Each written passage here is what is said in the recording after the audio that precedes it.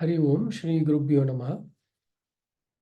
In this recording, I'm going to share my understanding of verse 6 from Ishavasya Upanishad.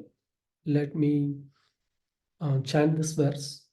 Yastu sarvani bhutani atmanyevanu pashyati sarva bhuteshu chatmanam tato na vijigupsate. So here the verse is talking about the state of a person who has realized the self. Right? So before we go to that person who has realized, let's start with the Ajnani who has not realized the true nature of the self. Right?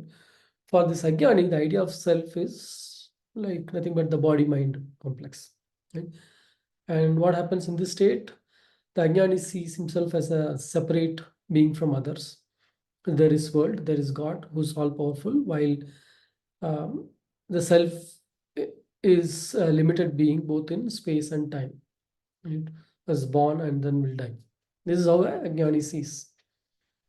So here the Upanishad start with the question: are you the changing or unchanging being? Why is the question? Because there are two parts, right? One, if you take the body, it is changing all the time. But if you question like, who are you? I'm able to say I was born there, I'm so and so, and I'm here today, right? So there is an unchanging part, I, who's able to recollect everything, right? So, and this I seems to be like a witness, right? So obviously it's very clear that this I has to be something different from the body because it is unchanging while the body is changing all the time, right? And it has to be different from mind as well because mind is also changing all the time. So now we need to look into this nature of I. Where is this I? What is this I like? Is it a gross body? Is it a gross thing? No, it cannot be because the body is changing. This I has to be something subtle, right? And at that, while it is subtle, it also seems to be um, conscious, right? Because it's able to understand what is happening all the time, right? And let's get more details of this by analyzing the waking and the sleeping state. In the waking state, both the body and mind are active. In dream state, the mind is active, right? But body consciousness is not there. Mind is active.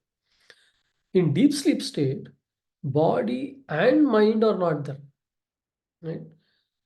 And then when I wake up, I'm able to recollect this deep sleep state experience, right?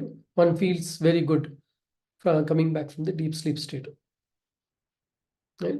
So looks like when the body and mind are not there and this I is there all the time, the nature of I seems to be of bliss, right? So that like when one is able to recollect, is able to say that he felt good. That is one point. Another way to introspect is in a dark room when one cannot see anything.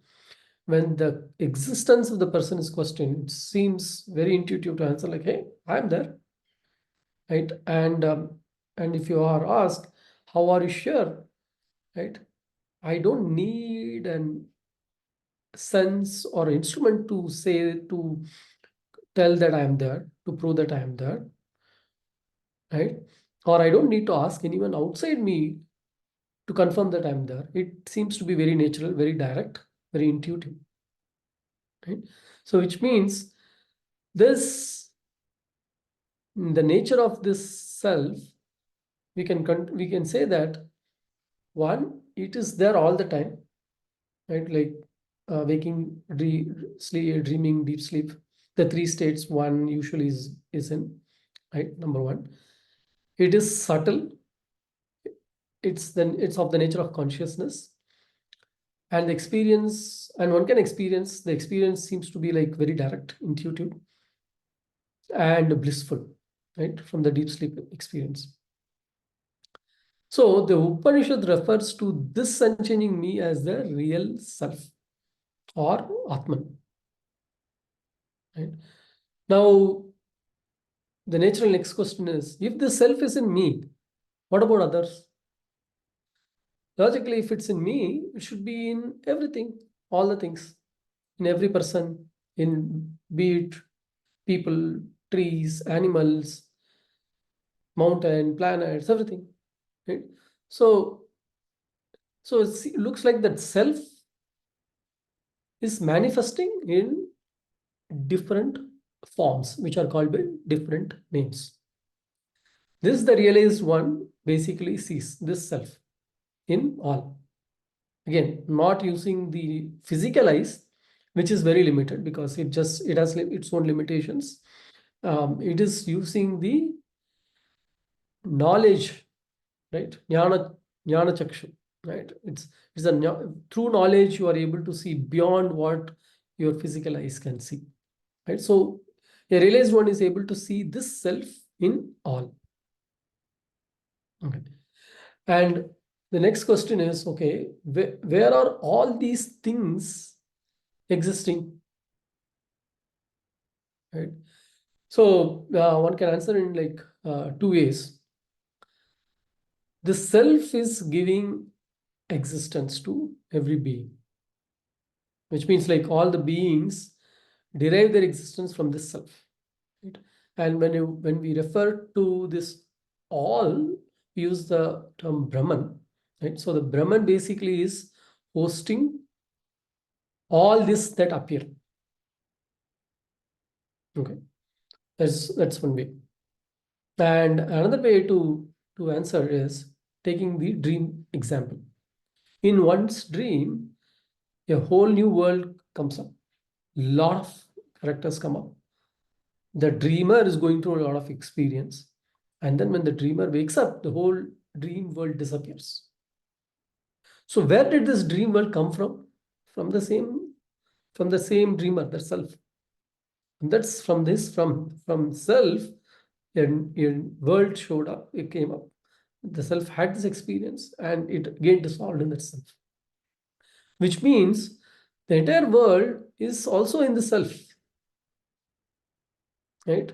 So the self, which is existing in all, is also hosting all. That's why in the previous verse we saw that the nature of the self is smaller than the smallest that it is in everything, at the same time larger than the largest that it hosts everything. Right?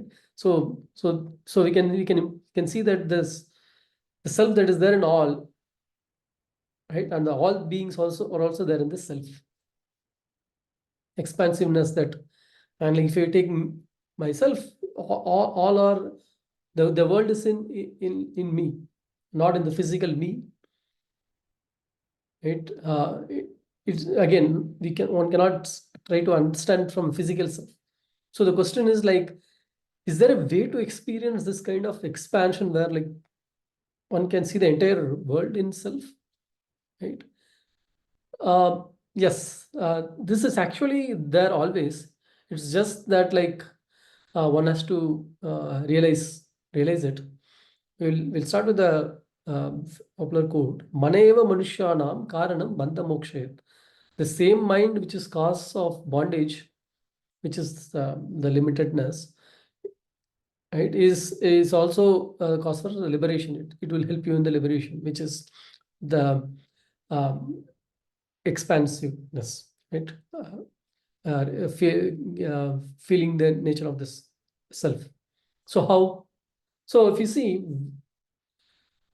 when mind is active, one the natural feeling is a limited feeling, right? The mind, my body, and like it draws this boundary and starts acting, right? Now, how do I feel? How can I feel the expansiveness beyond this physical body? Simple example is the immediate family. When someone in the immediate family wins something big or gets hurt, immediately uh, one feels that right away. It can be happy feeling, sad feeling, right? While nothing happened to his body, but the the immediate family's state, one is able to realize it, right? So the same way, one can actually feel this expansion beyond the family to the state or to the country. Like example of country wins a World Cup final, it feels happy. And well, like how did that happen? Like the person didn't play, right? It's that expansion of like you are able to go beyond the body to feel it, right? And the same way to the world, and some natural calamity happens, right? It evokes that emotion. Example of COVID, like how everyone was worried when people were getting affected, right? So this expansive nature is there. It is just that mind, due to the wrong understanding knowledge, that one feels limited, and from the limitedness one gets sorrows, right? And for a realized one, when he sees this atman in all, right, and all in the self, that is in Brahman, right? How can he feel bad about anyone else or have hatred towards others? So yeah, a realized one cannot harm anyone or doesn't feel bad about anyone, right? So, and as a result, he's at peace all the time, right?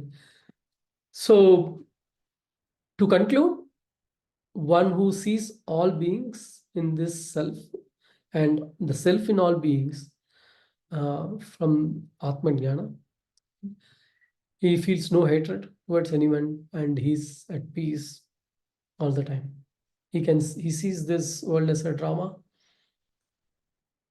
and he just enjoys it. And while enjoying, he plays his part, his role in the drama. Hari Om.